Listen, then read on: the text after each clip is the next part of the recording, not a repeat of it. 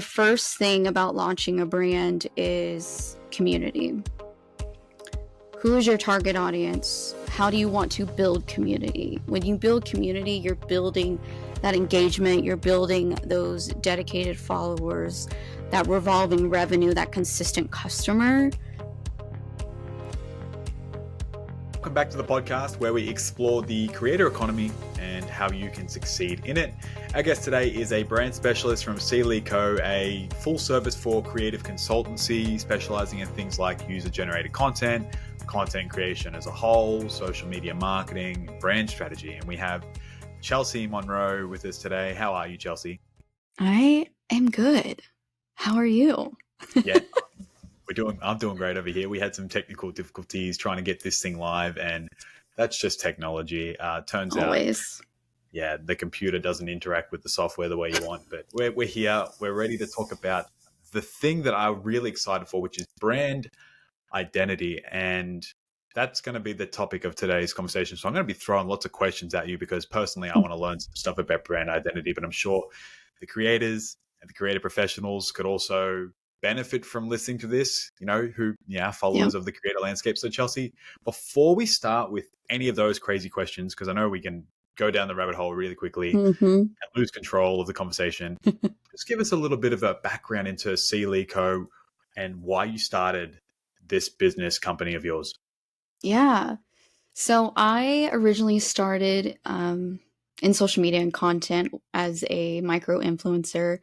I preferred community leader, but I know what I am. And that is on Mixed Without. I started out creating over there with being alcohol free. It started out as an accountability tool, progressed into resources, and then naturally progressed into non-alcoholic brand partnerships, starting to curate no and low cocktails with a lot of non-alcoholic brands.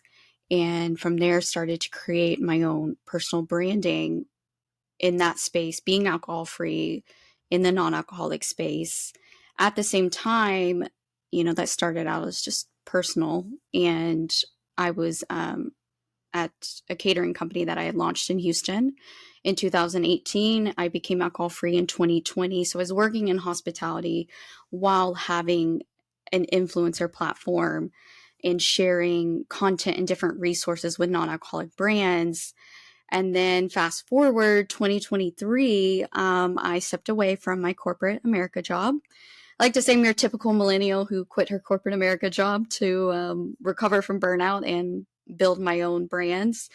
And from there, Sealy Co. was created. It is the overarching sister company as the creative agency. And about a little over a year ago, I jumped into UGC, user-generated content, dedicated to it. I didn't know that it existed. And that's what I actually had been doing for 2 years. And now I get paid to do it.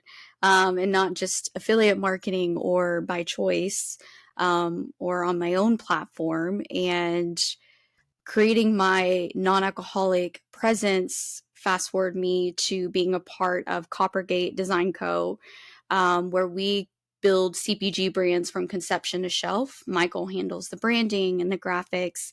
Together we handle brand strategy, and then I handle their social media strategy. So I help CPG brands in their launch month when they're ready to go to market, building out their branding on their community, their target audience, and kind of coach them through it at the same time. So that is a little bit in a nutshell.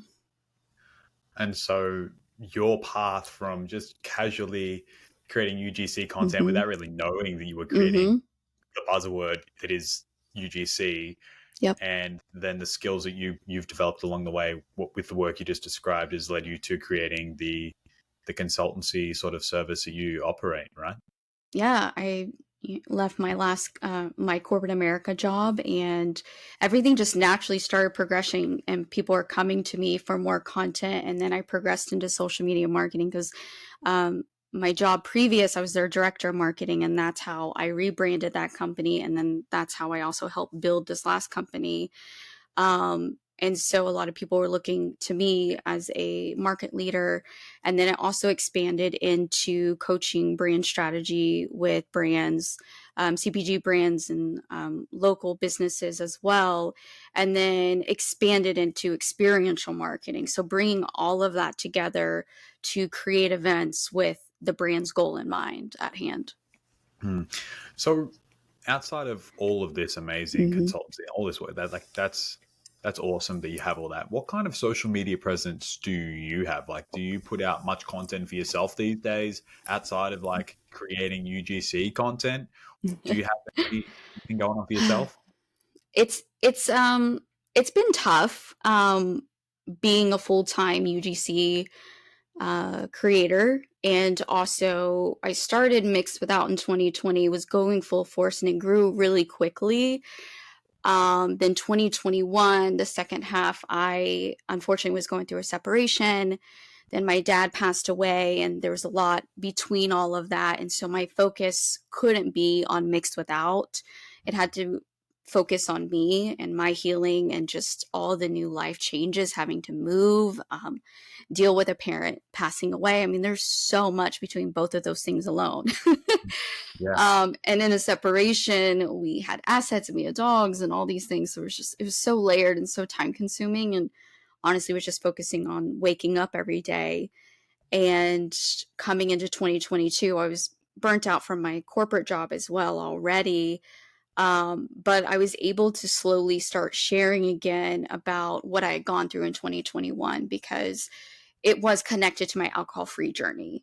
Um, I was able to get through all of that because I was alcohol-free. And so I like to say I share from scars, not wounds. So taking time to process it and not just share from a broken heart or, grieving in the moment. And I respect those that do that. For me, there was so much I needed to learn to be able to share in a respectful way, and wanted to also respect my ex during all of that as well.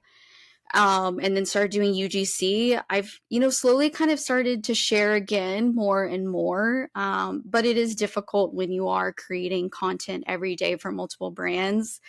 Um, it's definitely a labor of love. It takes organization, especially Mixed Without is kind of been shifting a little bit. I decided I don't want it just based on being alcohol free and non-alcoholic brands. I've expanded the niche into health and wellness overall, mind, body, and soul, inside and out. I love being alcohol free. I just didn't want it to be my only identity anymore, especially as I expanded Mixed Without as not only me influencing others, but also its own brand within itself, curating no and low cocktails locally for events and other various methods. And other creators may have experienced this. They go and talk about the things that they're interested in, and they feel Yeah. like it's just not doing well, and they're like, oh, then they're stuck in the trap of I want to talk about the other things, but it's not performing the same way the thing that I've been doing for ages is. Is that a matter of, okay, just stick with it and talk about it anyway, just because you like it? What's your advice for the creator that's getting Mm, too held up on the numbers at that point and not transitioning into the content that's most authentic for them? yeah. Um, the same thing I would tell my CPG brands is post what you want to post, what sparks joy, what is authentic to you, and the right community will follow.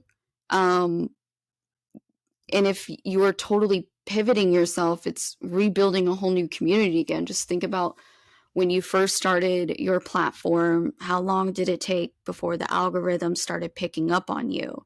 Because that's what the algorithm wants, consistency. And when it sees you consistently talking about mental health or fitness or whatever your topic is, that's when they really start pushing you as a creator. And numbers don't translate into community as always. I would rather have less followers, more engagement, less followers, more authentic, and those are all authentic followers, than more followers. Um, I'd rather have less followers, more engagement than more followers and less engagement, because To me, that's more community. That's more people I'm able to interact with and actually inspire than spreading yourself so thin. For me, I have no interest in being a macro creator or macro influencer. That's just me. I'd rather be micro and have a smaller community and a lot more people engaging with me. And it's so easy to get hung up in the numbers, especially my CPG brands. But when you start looking at ratios of followers to likes and things like that, it's actually, you probably have better numbers than you realize. You're just trying to look at only big numbers to happen. Just consistently show up how you want to show up, whether that's who you are today or who you change to be tomorrow, and the community will build and the community will follow. You have experience with launching products, Yep. I guess, through social media. Mm-hmm. If you're a creator and you don't want to just come in and create and be a little bit of an influence, but you want to come in with the sense of, I want to be a micro influence, but more with a focus on business and building a business through a social media platform like TikTok. Mm-hmm. Mm-hmm. Yep.